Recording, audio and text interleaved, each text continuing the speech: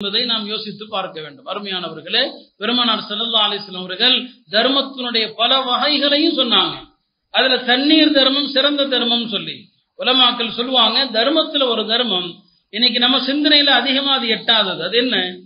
ஏழை எளிய மக்களுக்கு எப்போதாவது ஒரு ஆட்டிறைச்சி வாங்கி அல்லது ஒரு மாட்டிறைச்சி வாங்கி உங்க தகுதிக்கு உங்களால ஆட்டுக்கறி வாங்கி கொடுக்க முடியுமா? ஏதாவது ஒரு பகுதியில் உள்ள ஏழைகளுக்கு மாசத்துல ஒரு தடவை ஒரு ஆட்டிறைச்சி வாங்கி கொடுங்க. எல்லாம் ஏன்னா அவங்க வாங்க முடியாது. இந்த தர்மம் நம்ம யாரும் யோசிக்கிறதே இல்லை. ஏதாவது முசீபத்து வந்தா ஒரு ஆடை அறுத்து தர்மம் செய்யறோம், அது வேற. சாதாரணமாக எல்லா காலத்திலையும் இறைச்சி தர்மம் செய்யணும். இறைச்சி தர்மம் செய்யறதுனால என்ன பிரயோஜனம்? உயிருக்கு பாதுகாப்பு. இறைச்சி தர்மம் செய்யறதுனால உயிருக்கு அல்லாஹ் பாதுகாப்பு தர்றான். அதற்கு சில உலமாக்கள் குர்ஆனுடைய இந்த சரித்திரத்தை ஆதாரமாக சொல்லுவாங்க.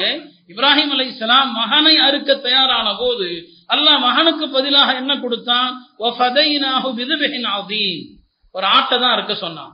ஒரு உயிருக்கு ஒரு ஆடு பகரமாக வந்தது. அப்படியானால் இறைச்சியினுடைய தர்மம் இருக்கிறதே உயிருக்கு பாதுகாப்பு. இந்த தர்மங்கள் இதெல்லாம் மறக்கடிக்கப்பட்ட விடுபட்டு விட்ட தர்மங்கள்.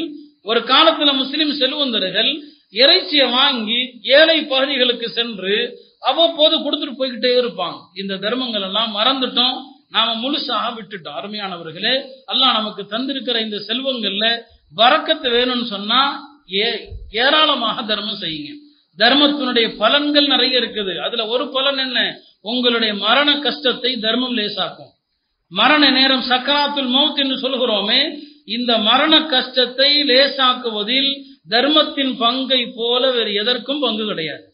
தர்மத்திற்கு அவ்வளவு பெரிய பங்கு இருக்கிறது. மரண நேரத்தினுடைய அந்த சிரமத்தை அது லேசாக்குகிறது என்று உலமாக்கள் சொல்லி காட்டுவாங்க. அதே மாதிரிதான் தர்மம் செய்யறவங்களுக்கு தான் தொழுகையில மன ஓர்மையும் கிடைக்கும்.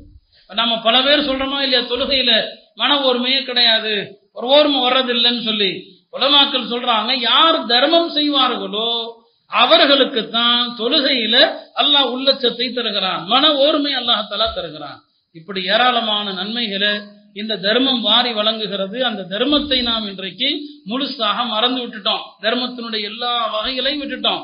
மற்ற சமுதாயங்கள் எல்லாம் பெரிய பெரிய ட்ரஸ்டுகளை அமைத்து எத்தனை கல்வி நிறுவனங்கள், எத்தனை மருத்துவமனைகள், இன்னைக்கு நாம அங்க போய் நிக்க வேண்டிய ஒரு கட்டாயத்துல இருக்கிறோம். நாம அங்க போறோம், எல்லா பிரச்சனைகளுக்கும் அவங்கள நாடி போறோம்.